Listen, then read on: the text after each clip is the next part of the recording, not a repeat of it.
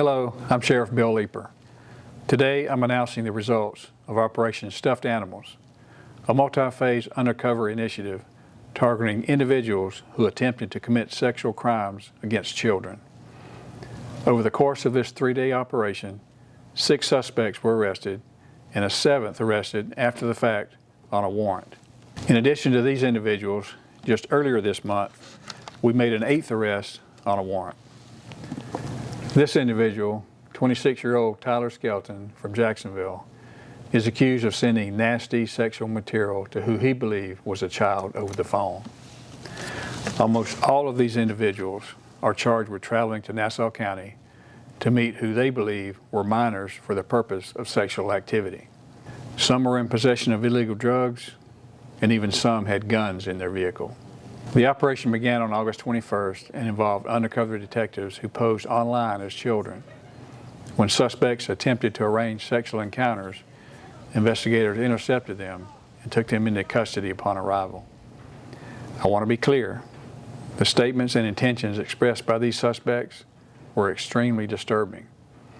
The behavior alleged here is predatory, reprehensible, and has no place in our community. These people are disgusting monsters. They are sexual deviants who thought they were going to have sex with a child, and many times wonky, crazy, nasty, vile, ugly sex with children.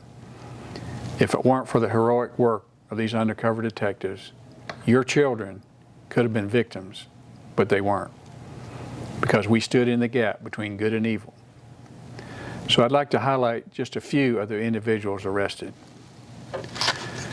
This is Yusef Dermicevic, 55 of Jacksonville. He was arrested after traveling to meet who he believed was a 15-year-old. Detectives note that he had prior prostitution-related charges. He also offered the child $100, but had to stop by the ATM first. Here is Herman Alberti, 40 years old of Yulee.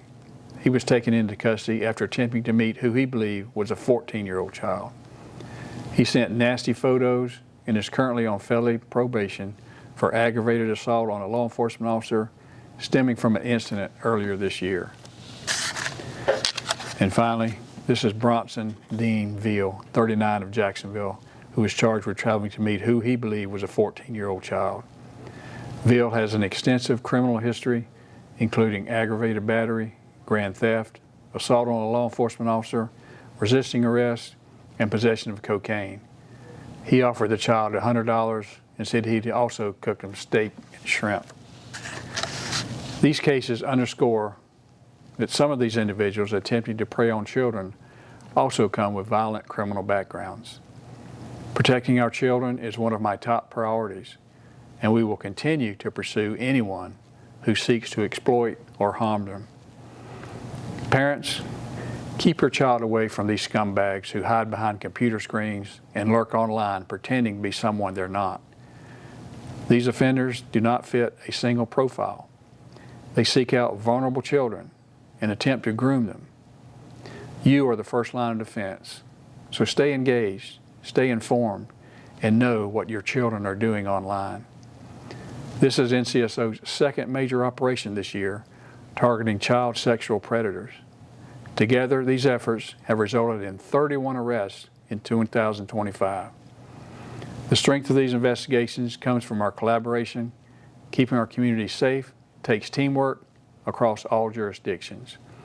We work closely with the Federal Bureau of Investigation, Homeland Security Investigations, U.S. Customs and Border Protection, Florida Department of Law Enforcement, the Northeast Florida Internet Crimes Against Children Task Force, the Fernandina Beach and Lake City Police Departments, and the Clay, St. John's, and Jacksonville Sheriff's Offices. I'm also especially proud of our NCSO employees for their hard work, coordination, and extensive planning to make this operation a success. Criminals don't respect city limits, county lines, or state borders, and neither will our efforts. We stand united with our partner agencies. Child predators continually look for opportunities to reach children, and operations like this shuts those opportunities down and protect kids from being victimized. So thank you, and please stay safe, Nassau.